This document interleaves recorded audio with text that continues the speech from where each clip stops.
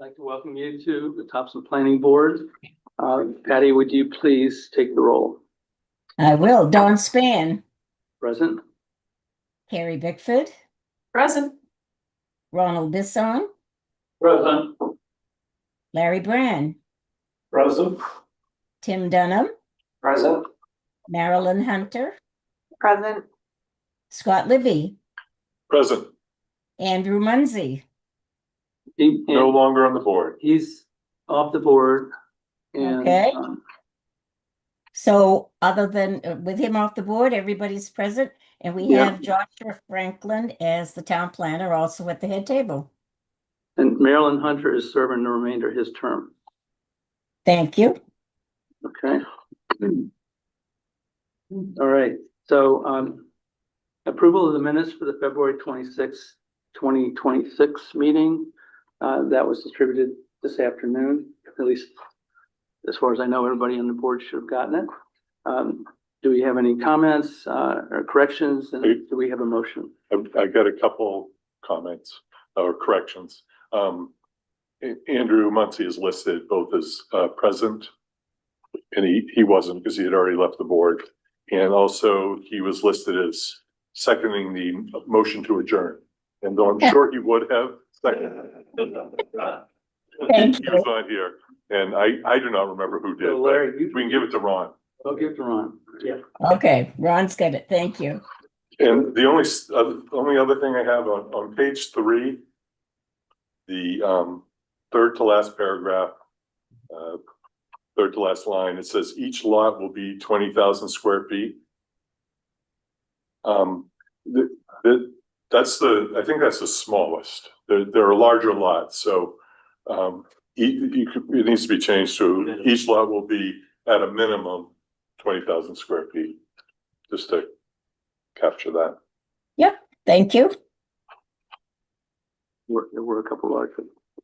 Couple of minor ones. No, larger. Oh, yeah. Okay, so is there a motion with those corrections?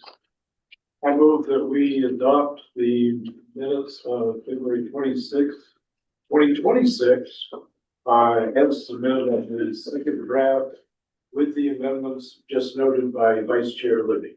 Second. All right, any discussion? Seeing none, all in favor? All opposed? All right, Patty, it's unanimous.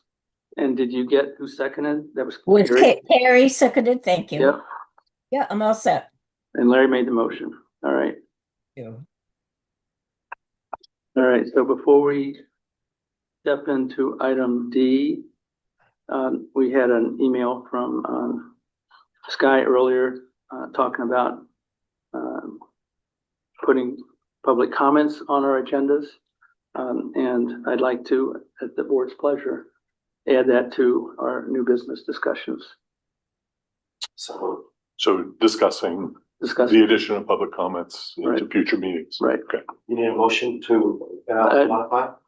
Yep. I think that's probably a good idea. Yeah. Someone second. Any comment? Hearing none, all in favor?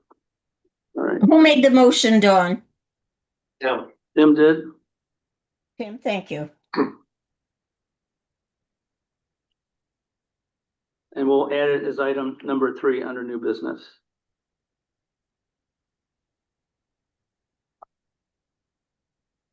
Okay, so item D, well, I guess one other comment before I start.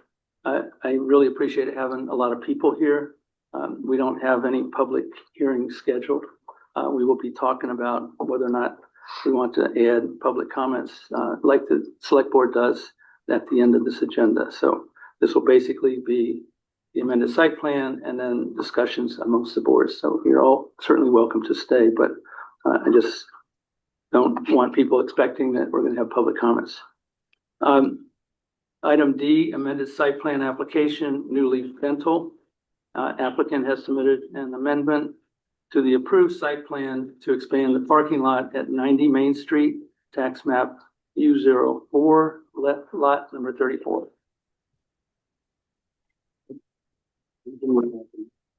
So, are you in the meeting? Yes.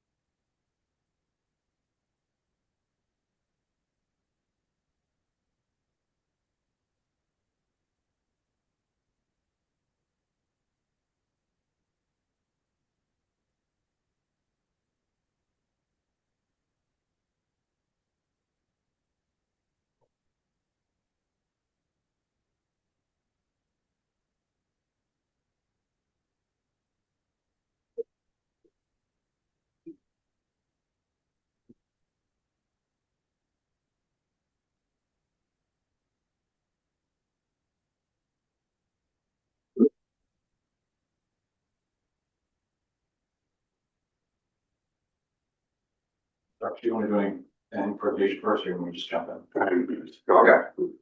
So my name is, Joseph Martin. I'm a civil engineer, with Sightlines here on behalf of the applicant.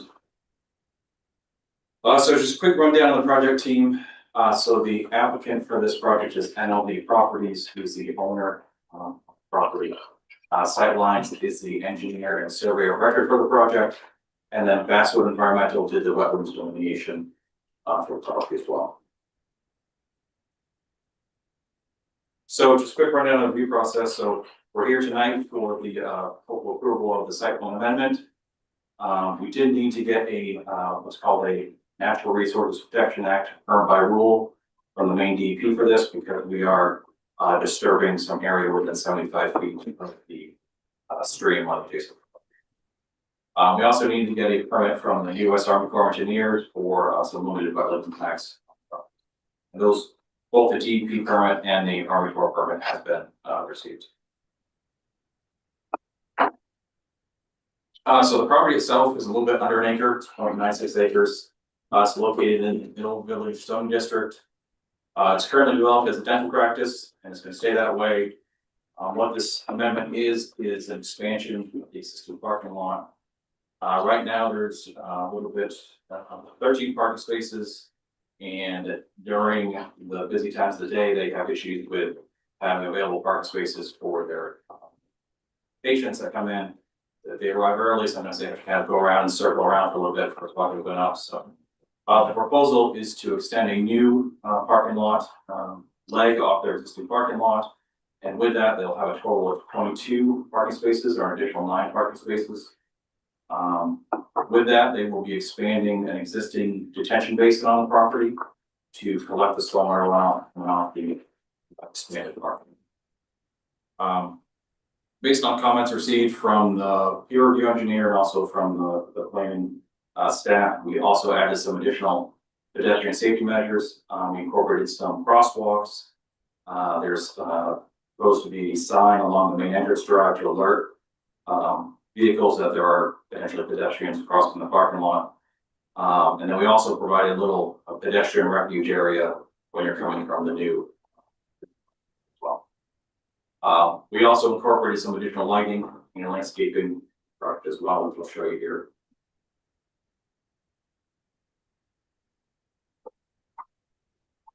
So this is an aerial of the property. So on the right hand side is Main Street. So there's one entrance drive, and all the parking is in the rear of the building. Also that's the building. Kind of see here this haunted area.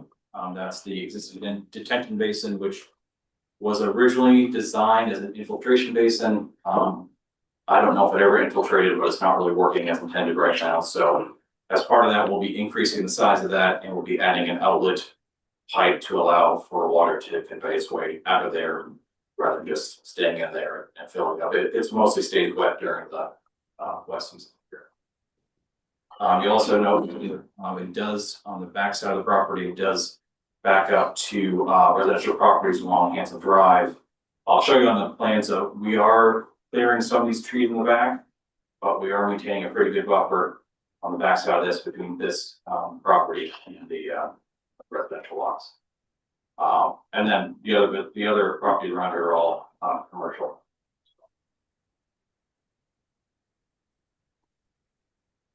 So this is the site plan project again. Main Street is over here. All of this is existing entrance drive and parking area. So the new parking lot will be extended off the back of the existing parking area.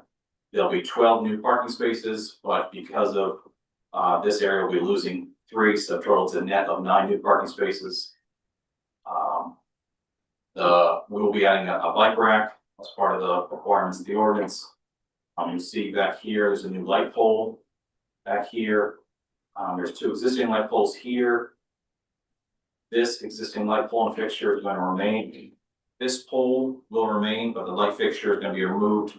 That's going to be replaced with 2 LED light fixtures. So with the incorporation of that, we are able to light the new parking area, the existing parking area, and the crosswalks that provide access to the entrance to the building. So this is the grading drainage plan. And this is the detention basin that are functioning right now. So we'll be expanding that. And adding a outlet pipe here and a overflow spillway. So it'll be, stormwater will be better controlled from that detention basin than it is now. And with the incorporation, the enlargement in that basin, we're not increasing any stormwater flows offset either. So you'll see on this plan as well, it's kind of bubble line here, that's the limited clearing. So you'll see still a pretty good section of the existing tree that will remain between this property and the back property as well. This is the landscape plan. So in the rear of the property, we'll be adding 2 trees, 2 maples, one here at the end of the new parking lot, and then one here at the end of the existing parking lot.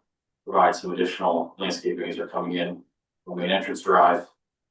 We did work with the landscape architect as well to locate the existing trees and plants that have been added along the front of the building. One of the waivers we're asking from you today is for the conformance of the landscaping requirements for the frontage, mainly because we're not doing anything to the frontage. And even though this may not meet the word for word intent of the word for word language of the ordinance, we do believe it meets the intent. And I'll show you a picture right here. It's very well landscaped, and I think it's a good job of providing some visual break between the road and the building. So this is from Google Street View from 2024. So you can see here, this is actually in the fall, so these are not in full bloom here, but you have landscaping bed here, you have these trees over here and these shrubs along the building, so you can see it's very well landscaped along that front. This is the line plan, as I noted earlier. New light here, and then this light's being replaced with the LED light. That's it. So, any questions or comments? I'd like to make a motion before we move to questions and comments. I move the planning board concurs with the staff that New Leaf Dental parking expansion application materials have been submitted and that the application is complete such that the board may proceed with a substantive review and identification of any further action or information which may be required from the applicant. Second. That was Tim that seconded. All right. Thank Do we you. Have any discussion? Seeing none, all in favor? All opposed, all right? Unanimous. So, I guess I'll come to the board. Do you have any questions for the applicant? Couple comments. Hey, the waiver for the 10 feet, clearly you have well over 25 feet worth of very nice landscaping out front. I think that one's a pretty easy one, as well as the others as stipulated in the memo. So we'll have to go to that. But the only question I had was Tom had some remaining comments that all seemed pretty minor. Yeah, it's mostly just with modeling the stormwater pond. I had modeled it to where the stream crosses under Route 201, and he just wants to model the property line. So it's just a switch of that. Well, there were some other minor ones, but they were all relatively technical, which should impact the time. And the only other one, and this is going to show, even though I've lived on Main Street for a little while, your northern arrow struck me as when I first said the stacked parking was to the west.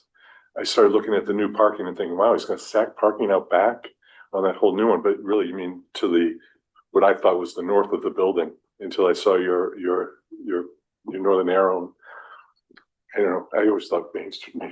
Yeah. We went north south and not east west. Although when I couldn't look at my compass on my car because there were other cars coming, I thought that might be dangerous. I do realize Main Street turns a little bit, so yeah, that was striking. But His arrow's correct. what's that? His arrow's correct. Yeah, no, I assumed it is. I mean, Any other questions? Larry? Where's the stacked parking? Stack parking, to the north of the building. right here. And then, so the, Oh, the crushed stone area. yeah, so this area right here is where this is where the first employees park and they stack parking in here. Yes. And right now, they really have to frame parking in there, and it's really not functional, parking lot when it's at max capacity. So that's what the difference is here. Okay. That's what I thought. Yep. You know, those, raised crosswalks, or are they just gonna be painted? Just painted. Oh, Don, you have anything? sorry? No. Yes, Oh, sorry. Too good. I know. Okay, anyone? Here? All right. Staff have anything they want to bring up? Nope. All right, Exceptional stuff. so we have a waiver and. Yeah, waiver first. I move that the applicants requested waivers from satisfying 175-10A 2A, 175-10C 1, and 175-10F 2. Additional landscape standards be approved in accordance with the staff memo dated March 12, 2026. Second. That was Tim seconding. Thank you. Any discussion? All right, seeing none, all in favor? All opposed, it's unanimous. And I move that the final site plan review application for New Leaf Dental Parking Expansion, tax map U04, lot 34, having satisfied the applicable standards in the site plan review ordinance, chapter 175, and the zoning ordinance, chapter 225, be approved with staff recommended conditions and findings identified in the staff memo dated March 12, 2026. Second. Gary seconding. All right, any discussion on that? All right, Who seconded, Dawn? Gary did. Thank you. Seeing none, all in favor? All opposed? All right, good, thank you.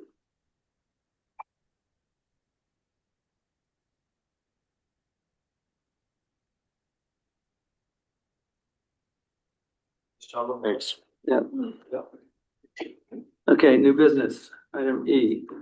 Discussion and possible vote to schedule a planning board site visit to 300 Meadow Cross Road and select a proposed date and times. I guess question I have for staff is when do we expect to see this back at the board? Yes, so,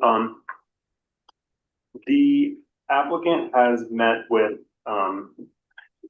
against Representative Habit here. Back. Yeah, and for, Joe, but, they'll be meeting on the site with the, oh, sure. So did you get that, Patty? Joe is speaking. Thank you. Yeah. Present this project as well. Go ahead. So the applicant, is going to be meeting with, Joe, the applicant's design engineer, with the Conservation Commission, and the Brunswick Topsham Land Trust on April 6th at 5 p.m. Already they're having a meeting, so, and it's gonna be the Conservation Commission's official meeting. And so I've talked with Joe, the Conservation Commission, and BTLT, and all of them would be amenable if the planning board would like to join them on that one. But it's also completely fine if the planning board would like to pick a separate date to do it. The only thing, of course, it would be, it would count as a planning board meeting, and the public would be invited to join as well. So just, that's something to consider.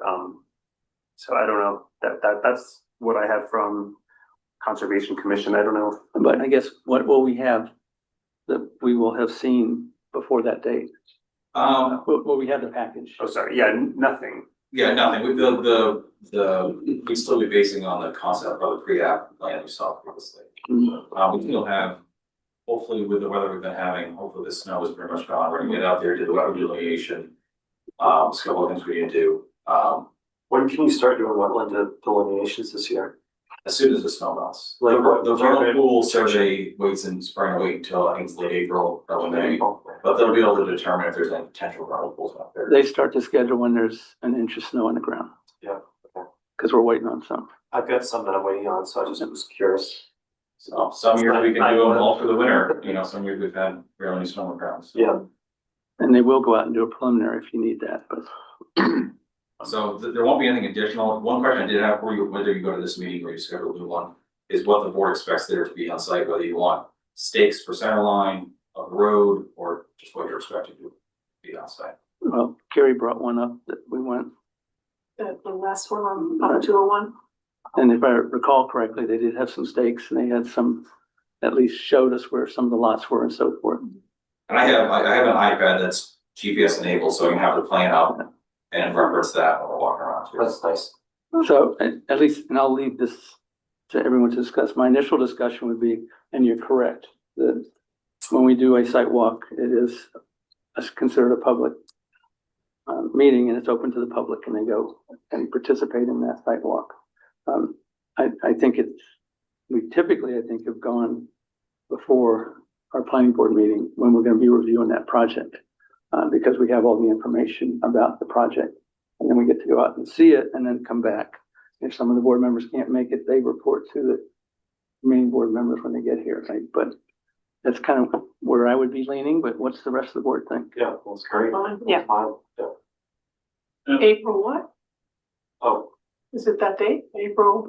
Well, no, that date's Still not, that's a wait. Monday or something, I think. Yeah, it's Right? Monday. Oh, okay. So, Yeah. so it would be on a Thursday before, which is why I asked the question, when do we expect to have? So, yeah, that's the tricky part. So because on April 6th, when the Conservation Commission and DTLT are visiting the site, they're visiting the site because the applicant is unable to submit the application for the preliminary plan because it's an open space subdivision until they've received intent from either the town or just any conservation organization that they're going to be willing to take the land. So, so following that meeting, if BTLT or the Conservation Commission were to give that intent, then following that point, a preliminary could be submitted. And of course, then the rest just depends on, your timing when you're ready to submit an application. And if they don't, then we don't have to do a sidewalk. Correct. So But it's a nice spot to go. That's an interesting way to do it, right? pick a tentative date? Well, I guess unless the board disagrees, you guys control when that application, and I say you control, basically they have to participate in helping you control when it comes to us. Yep. But I guess unless the board disagrees, I when you think get it scheduled, then schedule the site walk for that Thursday before. it might be tough on a Thursday though, now that our meeting's at 6:30 and walking in that That's pretty good. that area is a pretty big piece. All right, We may want to have it earlier in the week if possible, but I do agree that there's going to be a different focus by the Conservation Committee and BTLT than our focus would be. I mean, we still want to see the site, we want to see the wetlands and whatnot, but they're going to want to see okay.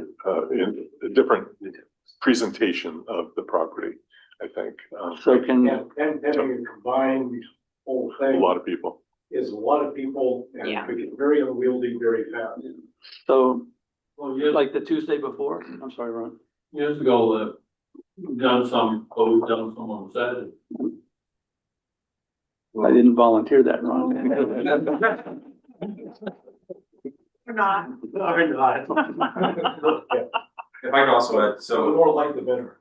the next step of this process is obviously preliminary. Where we go, I mean, we take our plans from what we call 25% plans to 75% plans.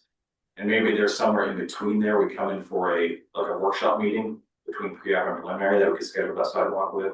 So what I don't do is put in the full design for this, and then we go to the sidewalk and, you guys say, hey, we really wanna conserve this area, we wanna shift this over here. That's what I try. So Yeah, we- 65% plan. We can advance the plans based on all the information we're gonna gather, but not have the full design done yet.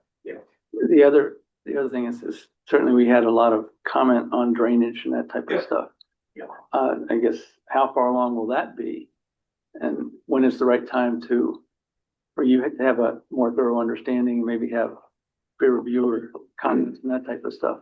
So that when we go on the site walk, we can at least be pointed out. Yeah. What the expectation is there. Okay, yeah, I think we could get pretty close to those drainage designs by that time. Yeah. So to Scott's point, is this board okay with like a Tuesday night? Before the, make it work. before the Thursday? That would be fine. You'll send us something official? Yeah, No, but I'm sorry, it's 16. And My issue, Don, would only be, the legislature is wrapping things up, so the nights tend to get longer. So it's just gonna be whether I have to track it. What's the date? Just, what's the date on the calendar? So we don't have a date. Well, we're projecting. they're going on the sixth, so they're going on the Monday the sixth. I don't, yes, but this one would be. they're not gonna be, Weeks this out. won't Right, happen before would, that. would be after that or before that? After that. After, so either The that tenth or the week, seventh, or are you talking the week after? or maybe the 13th, 14th, 14th. I mean, I think once, I mean, what would the main meeting be? The May meeting? Yeah. I don't have it in front of me. You want to talk? I mean, it would probably be the, Two weeks longer. we had the sidewalk on the sixth with the commission and they said, yes, we love it. We wanna have. You said it It is the 14th. No, April 6th. Oh, April. April. So May But it's gonna 15th is take our us first probably, 4+ weeks to take it from there to design plan set. So realistically, we probably won't submit this till Bang. late April, early May, so probably. So if we late went, May. if it's the 14th, if we did the 12th, we could tentatively put that in. Yeah, and then we'll just, if we're not, we need more time, we'll just let Josh know. I'll just wait to hear from you, Josh. And additionally, this could be decided at a future planning Yeah. board before. Yep. All right. Submission. We won't join the Conservation Commission, the PTLT. Yes, we will not be doing that on the 6th. There we go. I will not be here about May 14th. Okay, Already know that I'll be in Pennsylvania. Graduation. Good.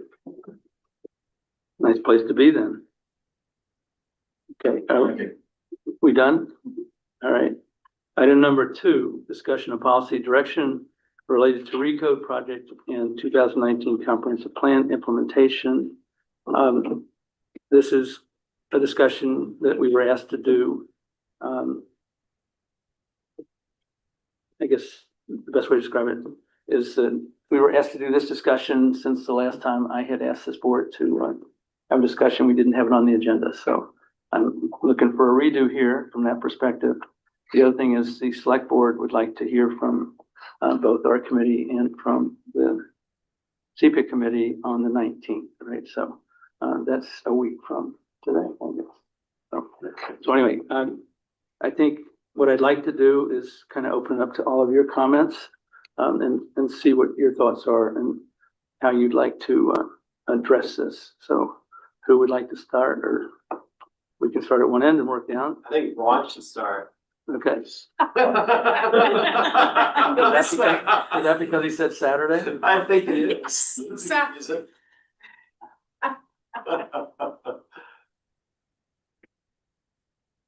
Ron, if you want to skip, we can go and come back if you have some comments. Yeah, go ahead. So Larry? You want to skip? Yeah. Yeah, you didn't lose your opportunity to speak, so go ahead, Larry. Okay. I have said, multiple times, that I have some concerns, about, the entire, recode, process where we're just hitting everything throughout the entire town. My understanding was that this started with an idea as far as doing code cleanup, which I think is a admirable goal, because yes, our current code is kind of at times a hodgepodge of, where things are. So, cleaning that up into a more cohesive, easily manageable, easily searchable document, I think is a valid goal. However, the thing that I am concerned about, and I have had concerns, is that, when you're trying to do the whole thing as one kit and caboodle, that with changes here, changes there, you're gonna end up with people who say, okay, well, I like this area, but I don't like this area, what's being done here, and therefore I'm gonna vote against the whole thing because I don't want this separate little piece. But you're gonna have other people who are gonna say, well, I like this piece, but I don't like that, and so they're gonna vote against the whole thing. So if you're trying to get something that's going to be passable, then I like the idea of saying, okay, present this in pieces. If we are changing, this area or this part, let's say, frontage in the R2, then have that as a separate item that, so people can say, yeah, okay, I think it's a good idea to change the frontage in the R2 as opposed to, that. As well as, creating a bunch of new zones that we don't already have. And I'm not sure that there's anything in the, anybody can correct me if I'm wrong, but I do not recall anything in the 2019 plan that said, oh, we need all these additional zones. I didn't see that as the, all the big ideas in that. The other thing that I'm concerned about is that, quite honestly, I watched what happened with the select board meeting the other night. And I do kind of resent the idea that, planning board is being looked at as not doing our job.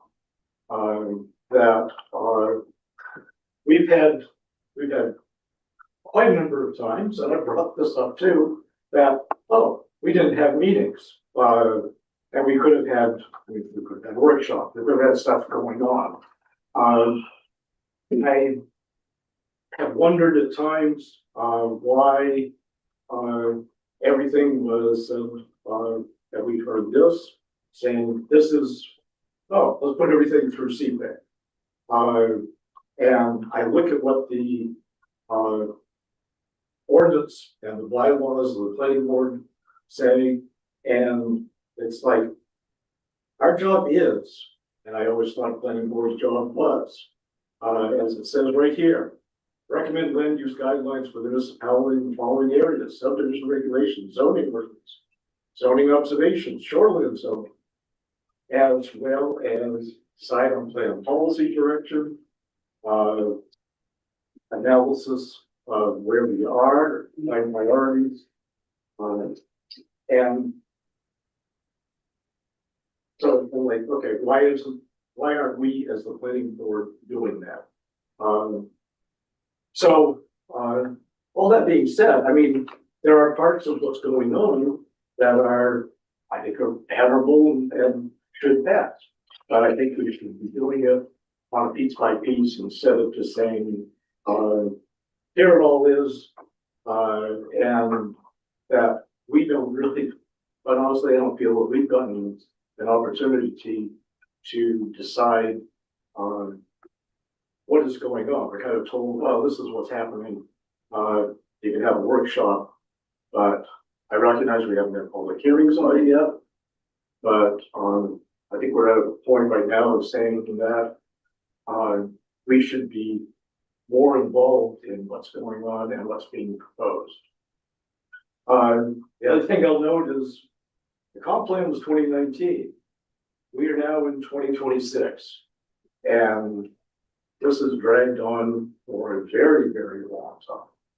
And I think things could have been done in 2021, 2022, if it was done in a piecemeal type process. I think that's about it for right now. All right, thanks. So just to make a couple comments related to what you said. And I didn't count the number of workshops we've had, right? But Yeah. I do know, as you said, it was 2019. There was a delay in forming CPIC.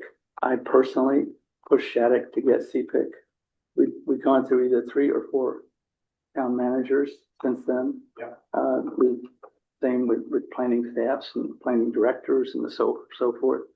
The first, I guess it was called the Topsham Recode listening session, was October 6th, 2021.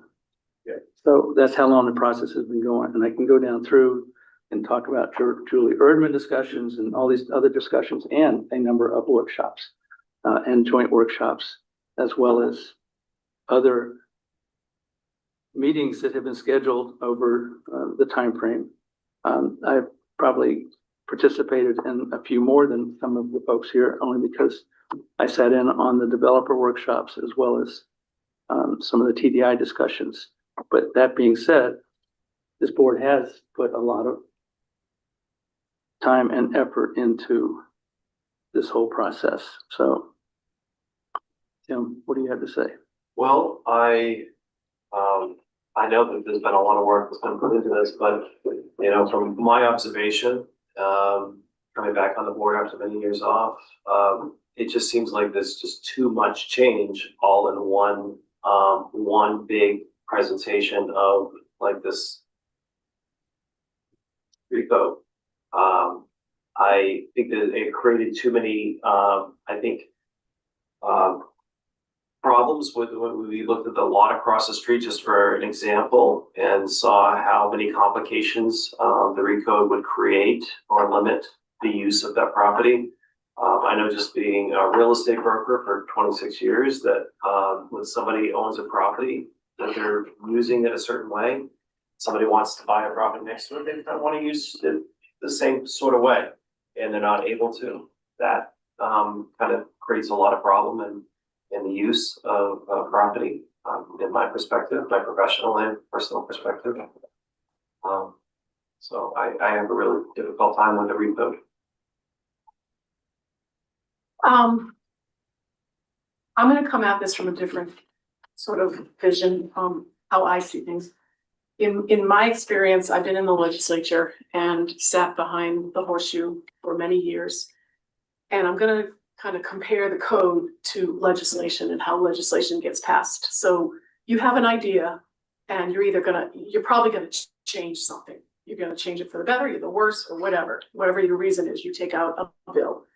And it's usually in the form of an amendment. Amendment meaning you're changing. You're gonna change law and you're gonna make it something else. It's gonna do whatever. So that one idea has to come before several committees. Several. Yeah. House, Senate, joint standing committees, but it also has to go through so many different processes to get to where it is. It has a hearing. And in the hearing, the person that is presenting the idea presents the idea to the whole board. And then you have people that testify for and against, and then some just testify neither for nor against. They just want to add information so that you can make a very good and educated vote. Then it goes to a work session. About a week later, it's a work session, it's public, everybody comes, and then that particular idea gets put back up there at the podium and everybody talks about it. The pros, the cons, they meet, they discuss it, to the point where sometimes those work sessions go on for a week or two. They might have 3 or 4 work sessions. They finally come to a vote. They vote on that one idea. Now I'll get to the comparison. Some bills up there in the legislature are bills that we call omnibus bills. They're huge. They have so much in them and there's so many ideas, and it's almost impossible to get through them. I guess you could kind of say that that's probably what goes on in Congress, and the bills are this, you see them on the desks, they're this big. There's no way that anyone can know exactly what's in every single bill. So I look at the recode as the omnibus bill in the legislature. And that has come before us. And this is by no means not giving credit to the CPIP committee and all the work you've done. It's very well noted. I know that it's taken hours of your time and some money that the town has paid. But we've never really had the process in place to present the ideas in the omnibus bill and all the changes that those ideas are going to do. And we've never voted on even one of them. Not one of those ideas have we sat here as a board after a work session and voted on. Yes, what do you guys think about this one? And I think that's where I have a problem with the process. I'm used to somebody, having a PowerPoint, like we get PowerPoints when people come here for applications. We were never presented that in that way. And so I've been very confused through the process because I don't know what I'm voting on. And it seems like it's way too many things. And I think, Larry, you said it, that piecemeal thing. I think you need to start at A and go to C, and all the way through. It needs to be in a methodical way to present it to us so that we can make the decisions that we recommend to the select board. So I hope that makes sense, but that's kind of how I feel. So Tim, Yeah, I think it needs to not be an all or nothing. I think it needs to be broken down and let's maybe adopt the whole darn thing, but let's just take it one segment at a time. Just approve this, approve this, approve this. So maybe not this one, approve this. Just work our way through it and see how it works. But saying it's an all or nothing, it's just too much. Well, and I would add to the fact that I really never understood if there was a change, what was there before? And then the change is going to do what?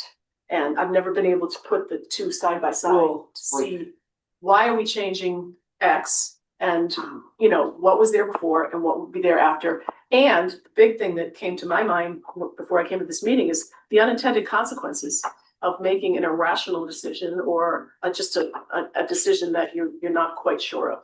And then what? And that is very concerning to me because I've seen that happen. And then you have to go back and fix it. So we, how many examples did we break down? I know we've looked at the Goodwill and we looked at the one across the street. Was just those two? I can't remember if there's any others. I think if we took out even more and started looking at how the recode would affect those, it would be shocking on how much, I mean, that's just two properties. I don't know how many properties there are in the town, but It's almost like everything that we look at should be looked at both ways. yes. All the plans that come, we should be looking at them both ways. Yeah. And that's how legislation is voted on, pro and con. And then you make an educated. so which one of you wants to go next?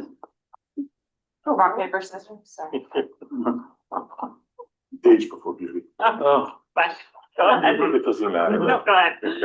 Okay, well, I wanted to be really focused and to the point, so I had this one little page of things, but, I've got a few extra notes and I'm not gonna get down in the weeds, Larry. I'm not gonna start talking about frontages on 196, but, you know, way back when we started this process, a decision was made by all of us that, I mean, we didn't vote. A lot of us weren't here. But the decision was that the recode part in the growth section of town, which was gonna be the growth section. Right now, I think officially the growth section of town is kind of all of the area down here and all of 196 to Lisbon is what the 2007 growth zone is, which, by the way, the state legislature may change everything about density. So all of a sudden, because our growth zone is what it is, there's gonna be possibility of a lot more growth out 196. That may not be the intention of what we want.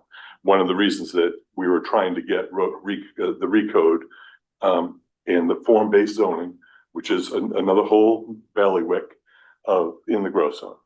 And the decision was made that CPIC was gonna focus on that, bring it to us, workshop it. You know, we weren't gonna have votes every time it came up, but we did get PowerPoints from the consultants. We did go through these.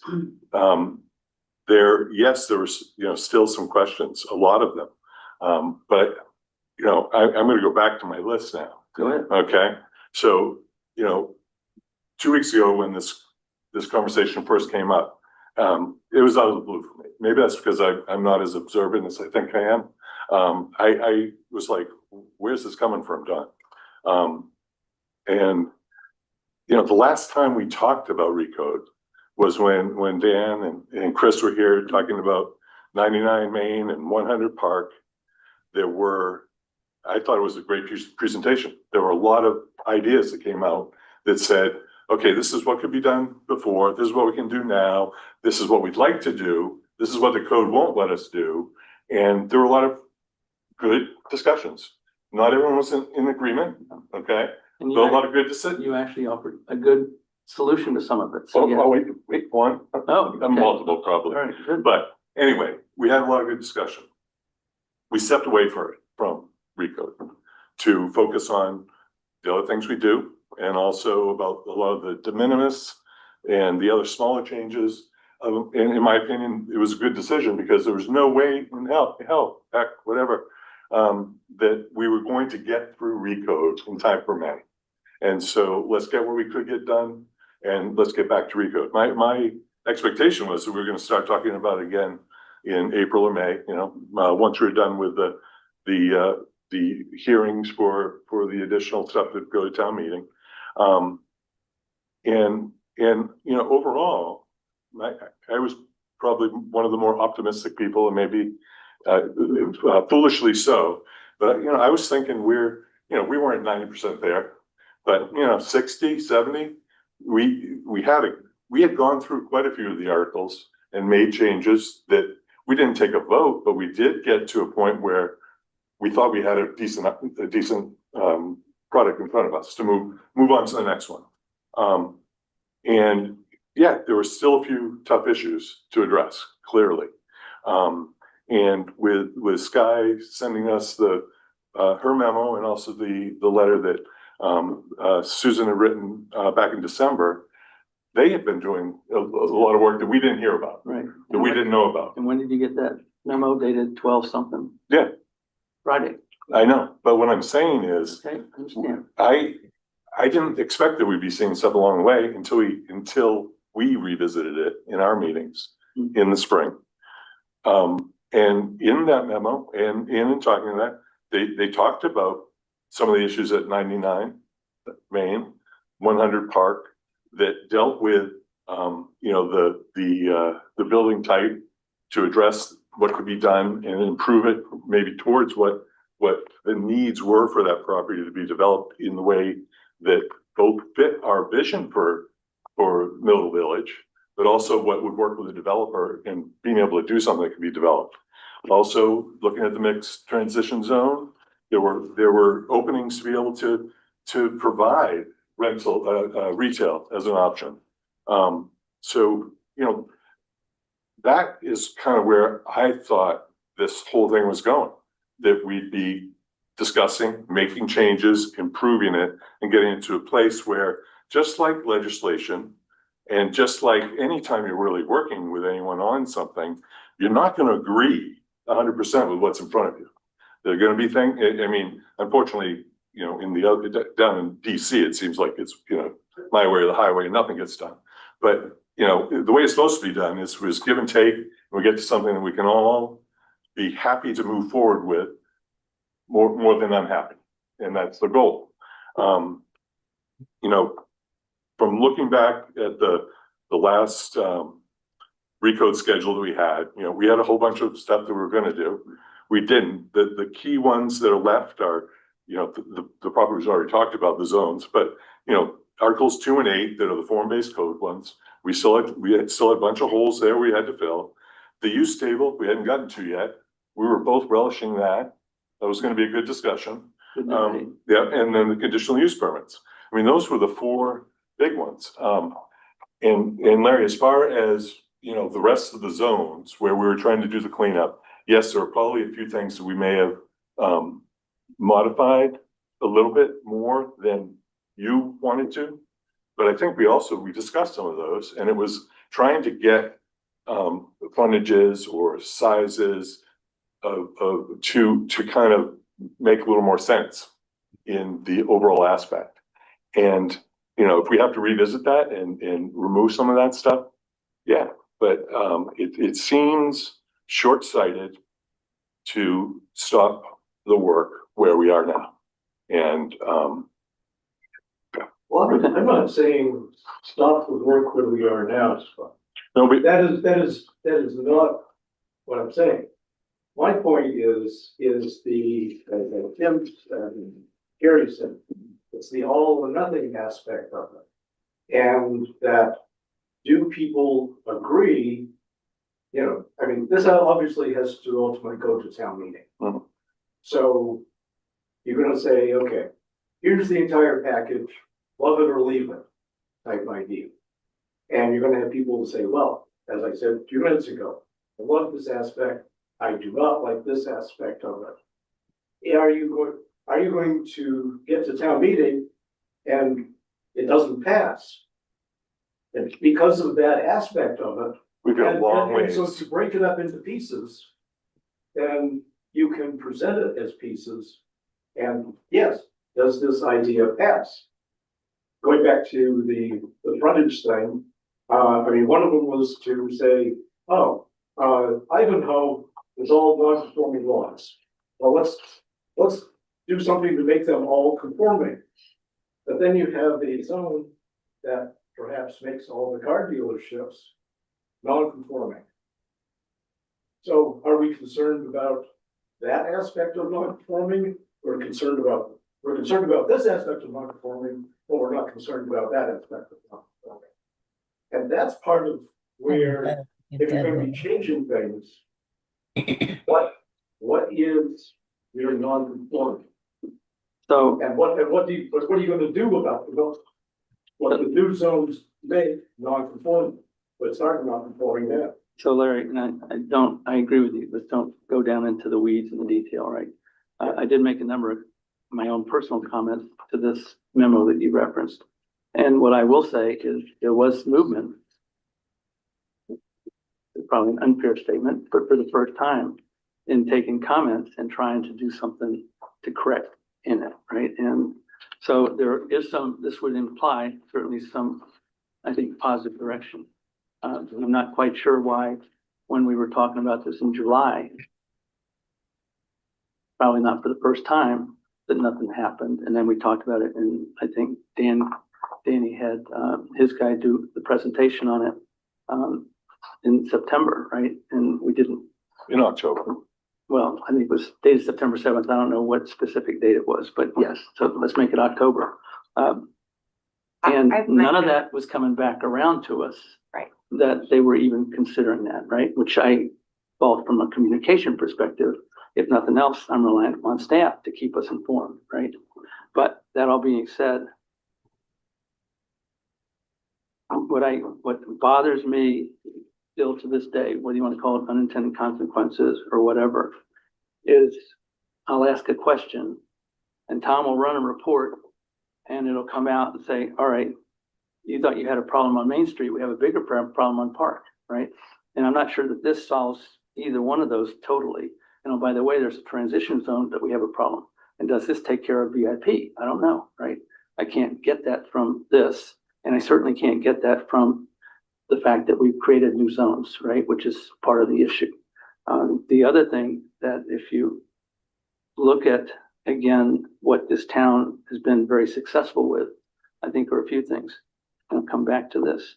One is our current code, yes, it may be gloomy or whatever, but it has withstood the test of time and we have improved it and made good changes to it to update it and so forth. Incremental. And because of that, at least for the 20 years, and I can't speak for, was it 37 years that you've been on this board? No, almost 39. 39, right? So that Who's counting? our ordinance is basically with this planning board has kept the town out of court, right? I can name on one hand the 3 times where there was that potential, right?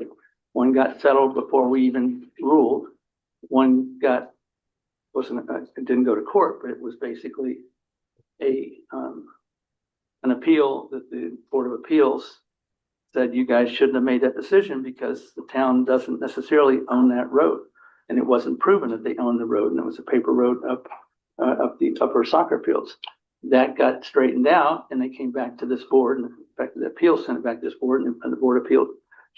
And the other was the cell tower wars, right? And they probably shouldn't call it that, but the people that lost on that decision sued the town, but, and I don't know all the details, but my understanding was the attorneys on their side kind of screwed things up, so they withdrew that. I just worry about all these different, what I would call, whether you want to call them unintended consequences or whatever, but it's what are the unknowns, right? And we had talked to Danny, actually we talked to this group about getting Dan Catlin to do some stuff over there because one of the times he showed us something, it looked, I'll just say promising, right? And that didn't happen. So then I talked to him and he spent, I think the town paid him back some, but he spent his own money to have Chris Belanger put this package together, right? But it's not just him, it's there's any number of engineers that look at it and try to say, how can I use this code? And I'm getting feedback that they have trouble with it, right? And yes, we can keep trying to massage it, but we can't get to any red lines, right? Because it's a complete rewrite, so there's nothing to red line to, right? And to the extent that I think we have a proven code, why not take the best features that we've seen, demonstrated by what these guys have done and put them into the existing code, can then do the piecemeal that he's talking about. I don't know that this addressed PCD or not, but any of those, you know, we wouldn't have the Highlands, we wouldn't have Highland Green, we wouldn't have any number of locations in this town without PCD, right? Is PCD a bad thing? I don't think so, right? But the bottom line is that that's another report that Tom ran. It said what doesn't show up on the use table, and it was all the districts like that, right? That just didn't show up anywhere. So it's what I don't think we can keep doing is say trying to find questions to then do some of these things unless we kind of just pick, all right, we're going to do it for this project, this project, this project, this, and maybe that's the only way to do it, to test it. But the question is, how much more do we gain by going that direction versus picking some of the good stuff and trying to implement it within our code, which at least from my perspective has been pretty solid improvement with all of its sports and whatever you want to call it. So I don't know, would you like to say something? I do have some comments prepared. So I've been following the plan since it first came out.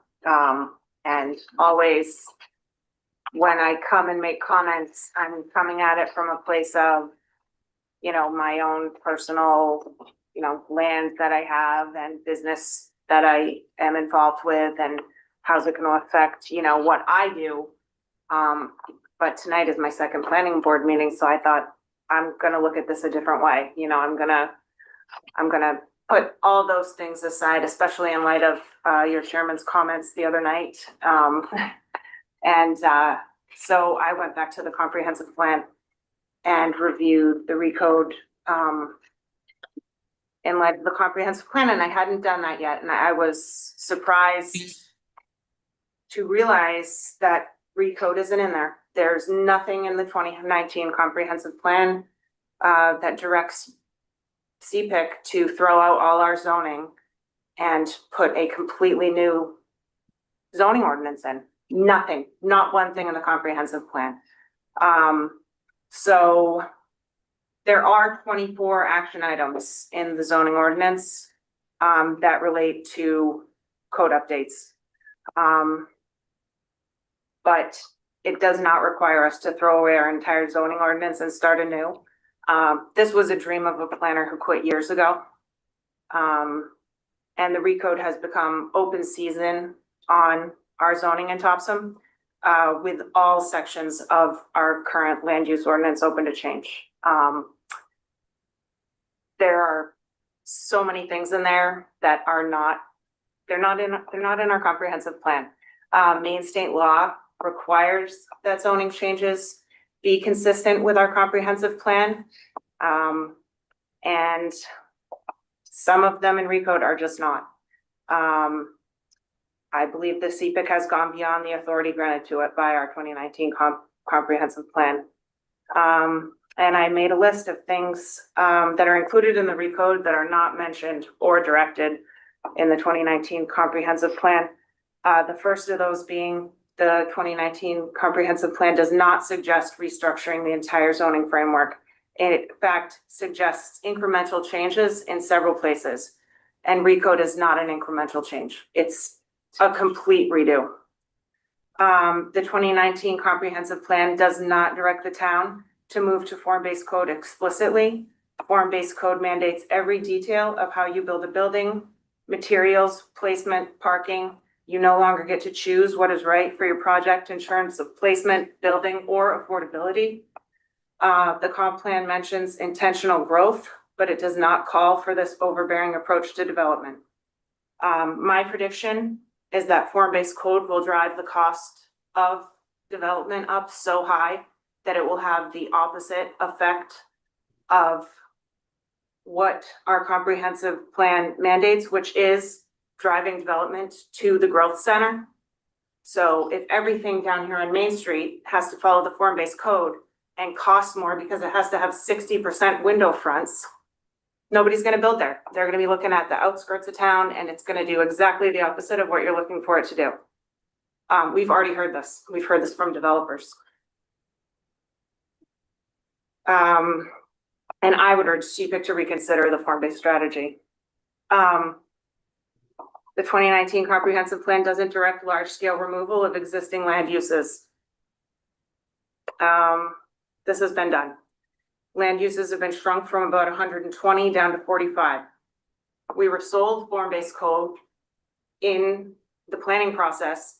In the start of recode, we were told, as long as you build this type of building, you can do whatever you want. And then when the plan came out, that simply wasn't true. The uses were absolutely slashed. No more automobile dealerships, light manufacturing moved in most places, automobile repair, taken from permitted down to, and it was mostly blue collar items, by the way, that got slashed in the recode in all the town center and growth zones. Which, is there a bias there? It kind of seems like it. The comprehensive plan does not call for broad rezoning that eliminates previously allowed uses such as home occupations, gas stations, light commercial, automobile dealerships, RV parks and camping, and many more.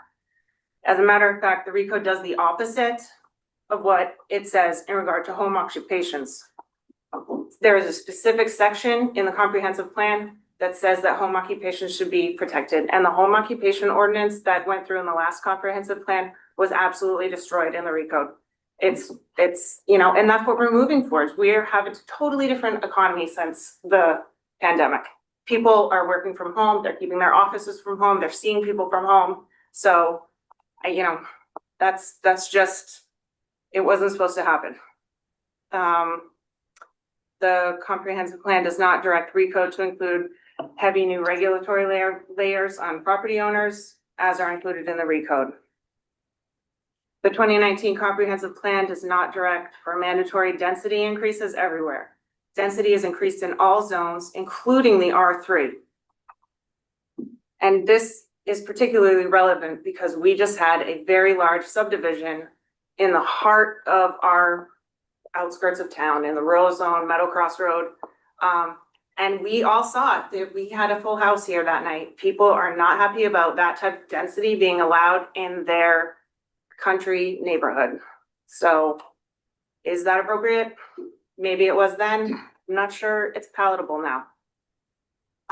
You know, Meadow Cross Road only has 45 houses on it, and the subdivision has 45 new lots. So effectively doubling, you know, the houses there. And this is one of those open space subdivisions, which is allowed in our current ordinance, but in the recode, that's about all that's allowed. We've taken out large lot subdivisions.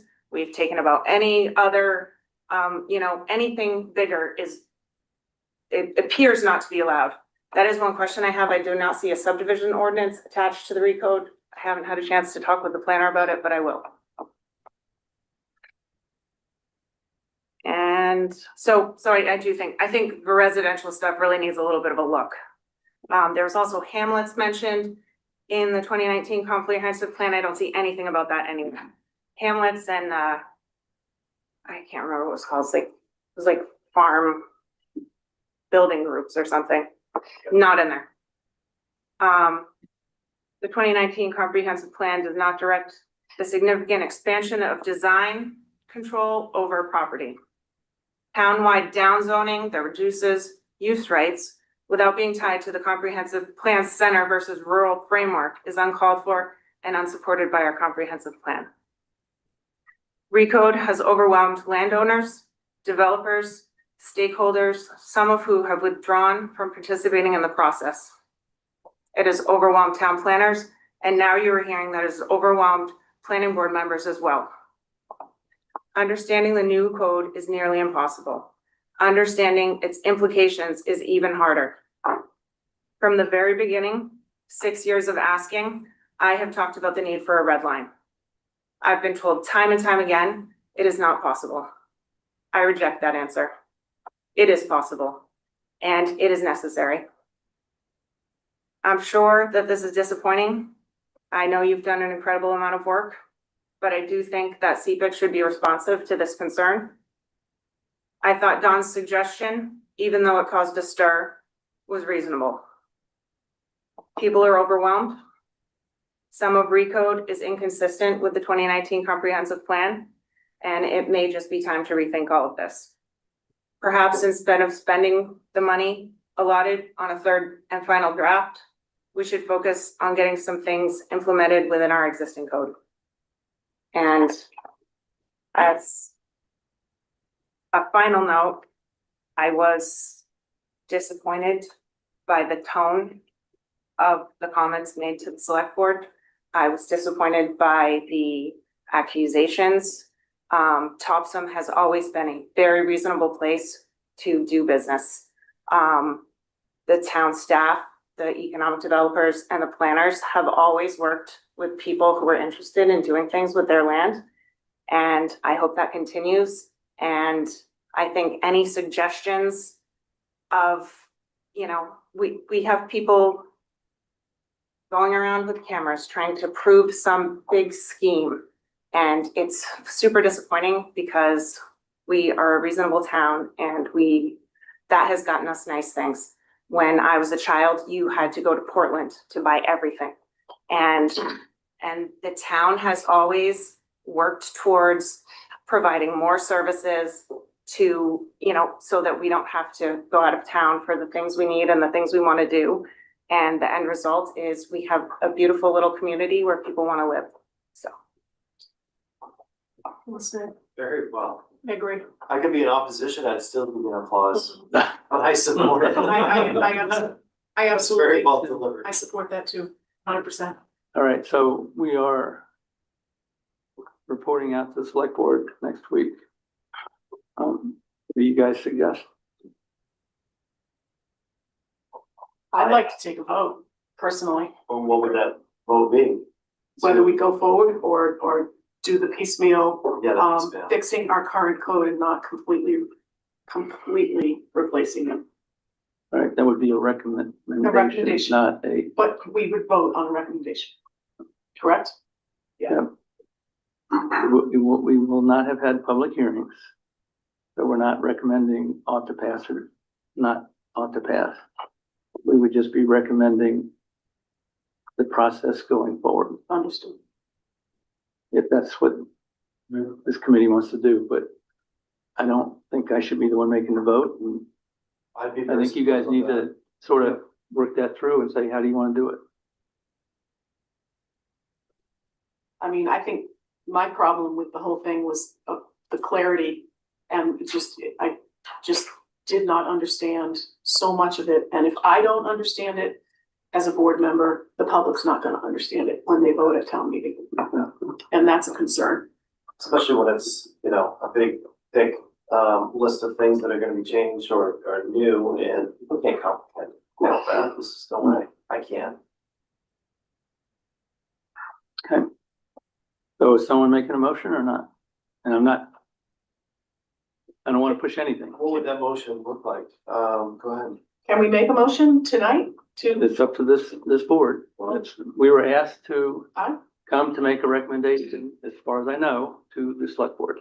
I moved, our recommendation to the select board is to change the focus, from a conglomerate, zoning change to a more, focused piecemeal review of regular zoning work. Yeah. of the current code? Yeah. Yes. I second that. Did you hear that, Patty? Yes, I did. Thank you. Okay. Any Are discussion? you making any reference to the comp plan within that? I would also like to include a line that the zone changes be in line with the comprehensive plan. Okay. Consistent with the comprehensive plan would be the wording. I agree to that amendment of my motion. And I just, All right, discussion. Scott, you want to say anything? I said my piece. I think I will be voting against this, but I will work hard to put pieces into our ordinance if this is what we end up doing. All right, Putting pieces into our ordinance. any further discussion? Seeing none, all in favor? All opposed? Everyone except for Scott voted in favor of the motion. Scott voted negative. Thank you. Okay. Item number 3, public comments. there was an email to Scott and I earlier, I don't think I made a copy of it, that asked whether or not the planning board wanted to add public comments at the end of our agenda. And it was also noted that we haven't done that for 20+ years, right? So, So what's the need to do that now? well, apparently someone was asked why we don't, right? I'll give you my thoughts. Protocol or? Well, and I'm not sure where you and I are on the same page, but the bottom line is typically we have public hearings, right? Where we do get public comments on specific projects. Right. Okay, and it lines up with those projects and we ask people to stay on that topic and not get into other topics, right? Correct. A public comment period, which we can do if that's what this board thinks they want to do and add to their agenda, to me, opens up to a lot of other stuff, right? And so like, Where would that be? Like it's just a general public comment? it would period? just be a general public, like the select board currently today, at the end of their meeting, have open public comments. See, what I personally think what happens is when you do that, you end up getting into issues that relate to policy, which we don't do. And we get into issues like enforcement, which we don't do. We sometimes, and I can tell you when we're gonna get different people, even at public hearings, so we'll bring up items, you know, when We talk about. when they talk about, when they go to Grimmel, right? If we have a Grimmel project or whatever, then we'll have people, but Jeff Scott will come and bring up all, and I can almost tell you who's gonna say what, because I've heard it over the years. But the bottom line is that we try to stay focused on public comments or public hearings where the public comments is focused on that particular item, Right, it's specific to and specific. to So what's in front of us. I personally that's think what that having public comments at the end just opens us up to basically trying to answer stuff that we can't answer or and shouldn't answer. But that's my opinion. Yeah, I mean, we have the public hearings and those are for a number of the various things come before us that are opened up, that focus on what we have at hand. So even, you know, we do give a little bit of leniency sometimes. Yeah, we do. But it's there. There are times certainly when we do open up to public comment, when there's a larger crowd, like last We end up meeting, doing public comments at the last meeting, even though it wasn't public hearing. published as a public hearing. It kind of caught me by surprise anyway, but the bottom line is we had this huge crowd that was very interested in giving their input, and frankly, their input was valuable to that discussion, right? Is there a way that you can do it on as needed basis? Well, I think historically over the years, we sort of have, right? Okay. You guys can keep talking, I'll stand here and have something to say, Yeah. like, if and when you're ready. Yeah, that's fine. Historically, I think Yeah. we have, to answer your question, which is why he said sometimes we will go ahead and allow some comment. I mean, could it be up to the chairs Well, frankly, it's up to you guys, or us? right? I guess we could vote. You know, or- at times you can sit there and say, hey, you know, can we open it up and have comments or whatever? Basically, I conduct the meeting, but you guys always have the opportunity to say, wait a minute, you know, whether it's point of order or whatever, So you could keep Mr. it, Chair, you could keep it that way versus mandating it at every. right? I But I would guess, I would say public comment is more appropriate when we're reviewing code changes, but not as appropriate about reviewing, you know, applications. Or in general, You know what I mean? right, just generally. But then that would be part of the Public public hearing. hearing on code Right. changes. Right. right, And that does give you the vehicle for the public to comment. I don't see anything to be gained or just to have a, you know, open mic type section of our meetings. Because they say we have no policy ability. We have no decisional authority except on what is actually brought before us, which is in the code, applications, right?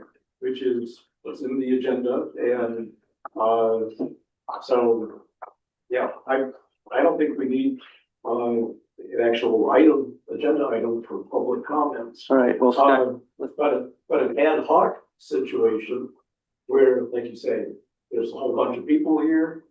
And we say, you know, we can decide on an ad hoc individual basis.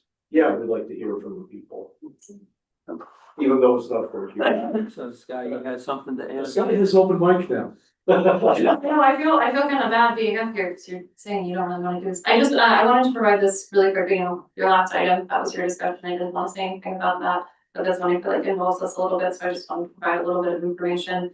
So as Don said, I did receive an email just kind of questioning about the planning board and public comment today. And we don't usually put that on your agenda, so I reached out to the chair and the vice chair, who made their own decisions, which is exactly what I wanted. I will say that, through everything that's happened in the past couple weeks, I've been reading your chapter and your bylaws a little bit more. Anyone on the board can choose to put something on the agenda and through a majority vote. So like your question, can we do it ad hoc? The chair can choose to do that, and then like the rest of you can choose to put a public comment. So one question there though, because one of the, at least what was started out as the biggest issues with that last board meeting was there was no notice. How do we provide notice if any one of us on any given time can ask to add something to the agenda? Yeah, I understand that that's confusing in that. Confusing. I'd like to know the legal answer to that question. My understanding is that in that instance, the term noticing refers to the fact that it was not added to the agenda as part of a majority vote. So it was not noticed as being on the agenda. Then why? Versus noticing happening like a week in advance. Right. Then why was the comment made that it should have been made 24 hours in advance, which will not happen in this meeting? I'm not sure what you're referring to there. When I was told that no notice was provided, it needed to be provided 24 hours in advance. My understanding based on my. I would ask for clarification because that's what I was told We can look when I at that. received the phone call the next day. Yeah, my understanding based on my conversations with the attorney and with the town manager is that the planning board can add anything to their agenda But by a majority vote. So we could have, at that point in time, which didn't happen, but we could have said, by the way, I want to add this, and we could have voted right then. you could have voted and frankly, That's good to know. I should have asked you to, right? So, and I didn't. Okay, And so now we know. that's on me, right?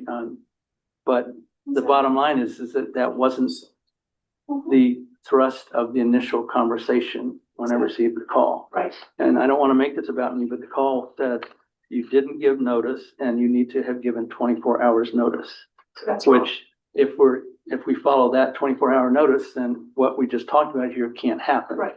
So how can we do it both ways? And I just would like the attorney to give us, like we've done before, what's the official opinion on this, right? Because if we don't have to quote, give 24-hour notice and we can do what we just talked about, then I think that's fine, right? But I think in as a practical matter, not getting into the legalities, Right.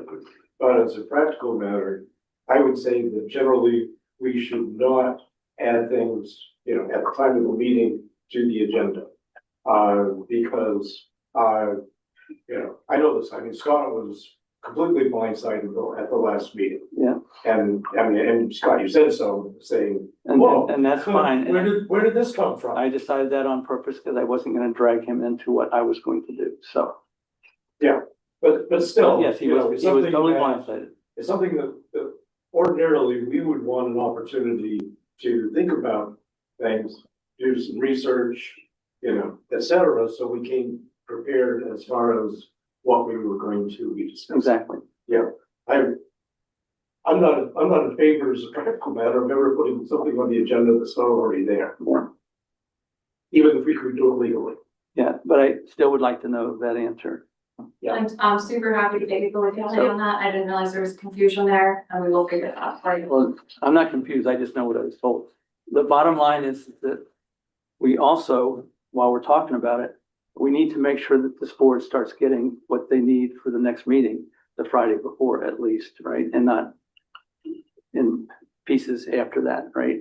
So the agendas, the minutes, whatever needs to be out to this board on Friday, the Friday before the Thursday. That's part of the way they talked me into Thursday, because I couldn't get it done for Tuesday, and then I gave up my football game. So anyway. I just have a clarifying question about that. If we've got a technical or interpersonal issue with minutes, would you like to wait for the next meeting for them if we can't get them out by that Friday?